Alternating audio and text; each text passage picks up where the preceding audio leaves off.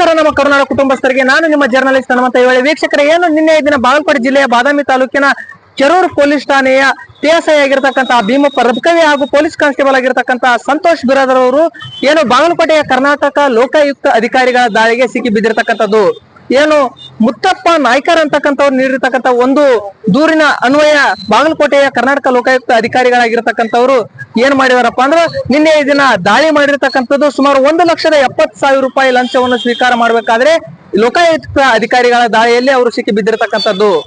ಏನು ಲೋಕಾಯುಕ್ತ ಎಸ್ಪಿಗಳಾಗಿರ್ತಕ್ಕಂಥ ಮಹಾಲಿಂಗ ನಂದಗಾವಿ ಇವರ ಮಾರ್ಗದರ್ಶನದಲ್ಲಿ ಡಿವೈಎಸ್ಪಿ ಅವರಾಗಿರ್ತಕ್ಕಂಥ ಸುರೇಶ್ ರೆಡ್ಡಿ ಅವರ ನೇತೃತ್ವದಲ್ಲಿ PIಗಳಾಗಿರ್ತಕ್ಕಂತಹ BA ಬಿರಾದರ್, MB ಬಿರಾದರ್ ಹಾಗೂ ನಾಗರಾಜ್ ಕಿಲಾರೆ ಇವರು ಕೂಡ ಭಾಗವಹಿಸಿ ಈ ಒಂದು ಆಪರೇಷನ್ ಅನ್ನ ಸಕ್ಸಸ್ ಮಾಡಿರ್ತಕ್ಕಂಥ ನಾವಿಲ್ಲಿ ಕಾಣ್ತಾ ಇದೀವಿ.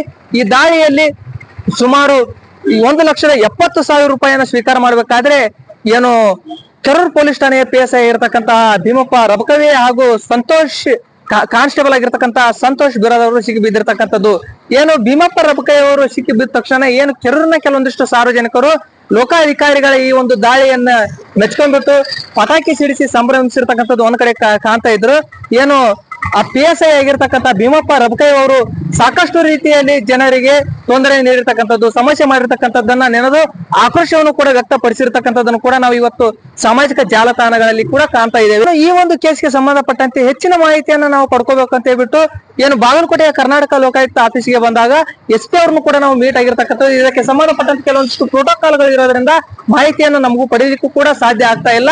ಮತ್ತಷ್ಟು ಏನಾದ್ರು ಮಾಹಿತಿಗಳನ್ನ ಸಾಧ್ಯ ಆದಲ್ಲಿ ನಿಮಗೆ ಕೊಡ್ತಕ್ಕಂಥ ಒಂದು ಪ್ರಯತ್ನವನ್ನು ಕೂಡ ನಾವು ಮಾಡ್ತೀವಿ.